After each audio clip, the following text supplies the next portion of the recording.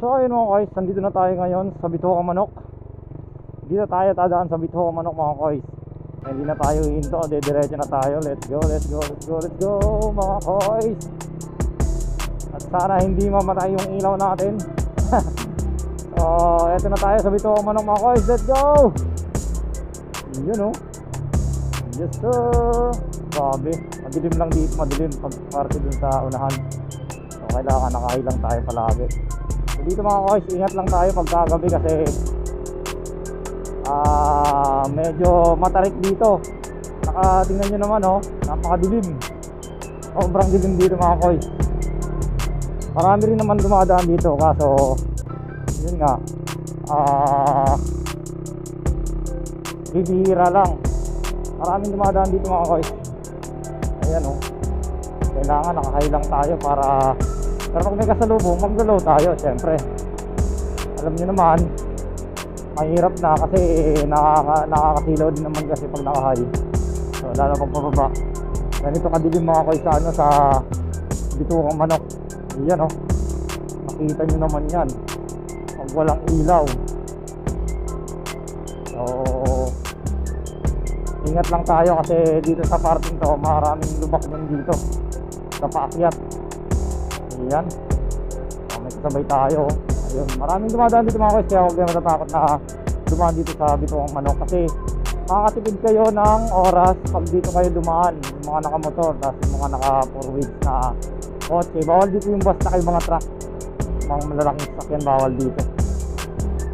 Ayan, so kailangan mong mag-low.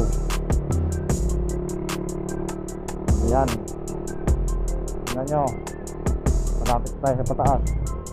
Saka dito dapat sigurado kapag nag-overtake ka. Ayan o, mabagal ng kuya. Ayan, ay tara, pataas na tayo mga guys. Pataas mo kami.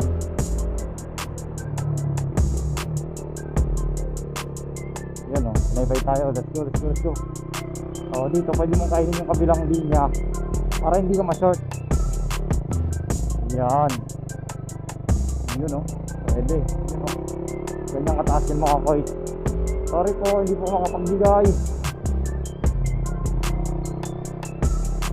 Ayan, tarik o, kita nyo naman. Pero mas maganda rito mga boys kasi pag duman ka rito sa Bituka Manok, sorry po, wala pong magbibigay. Pabalik na lang.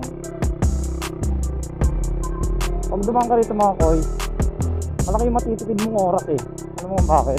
Kasi pag dun ka sa baba dumaan, mga ano dun, mga siguro 45 minutes ang kakainin mo pag dun ka sa baba dumaan. Dito naman, yan, pag dito ka dumaan, makakatipid ka ng 45 minutes ng biyahe.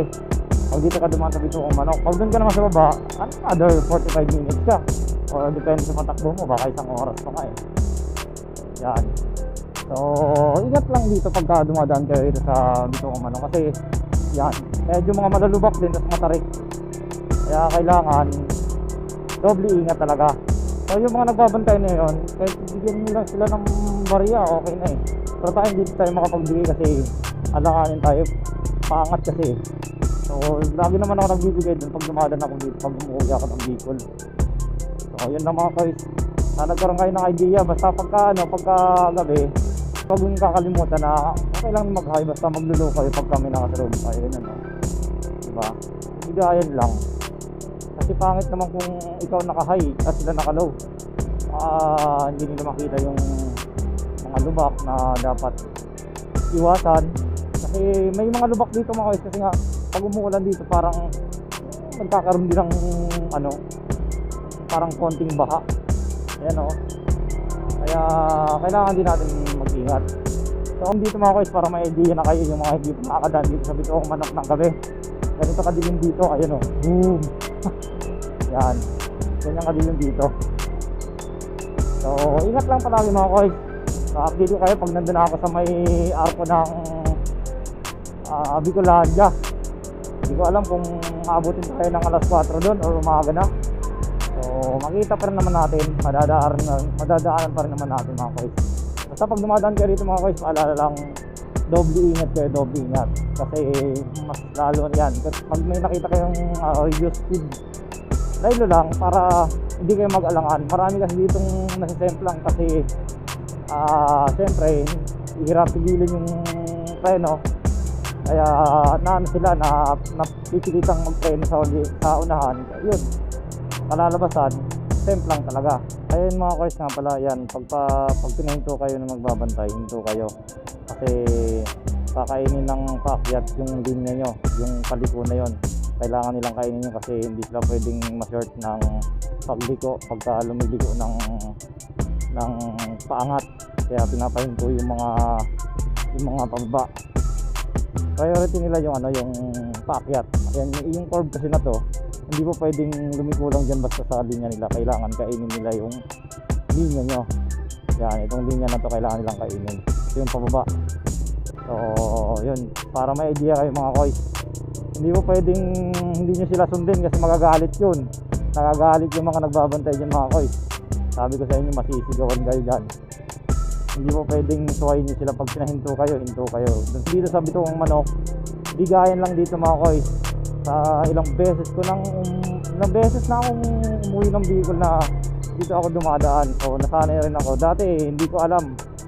Basta kung saan kayo pina-standby ng nagbabantay, hindi nyo na lang kasi yun yung tama mga koys. Kasi maaalangan talaga kasi yung pangat. So kailangan yung maano yun. Makikit nyo rin yun pag nakadaan kayo rito. Kasi bigayan lang dito, bigayan. Hindi mo pwedeng pag namamadali ka, ikaw ang mauna. Hindi mo pwedeng ganun kasi iniiwasan dito na ma-aksidente kasi mahirap dito pagka na-aksidente ka, lalo na pag 4 wheels. Hindi mo pwedeng rito, ang ura-urada ka kasi pagka dito may natin na may nagkabirya, grabing traffic dito mga koy, sobrang traffic dito pagka nakabalandra lang yung mo, yung sasakyan mo. Kaya kailangan mag-ingat talaga. Yun. So ito na yung pababa mga koy.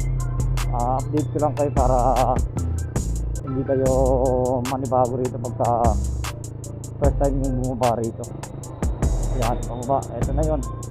Ito na yung pinakababa niya mga koy. Yan.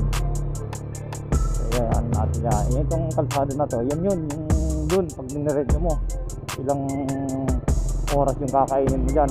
Yan. So ayun mga koy, update ko na lang kayo ulit pagka pagka nandun na ako sa may tawag na ito, Art ng Bicolandia. So right side sa atin lahat, kailangan na natin seryosohin yung pagmumotor kasi wala pa tayo sa kalahati mga koy. So let's go, huwag nyo kakalimutan yung binigay kong idea sa inyo pag dadaan kayo sa Bitong Manok mga koy. Right side lang tayo palagi. Let's go.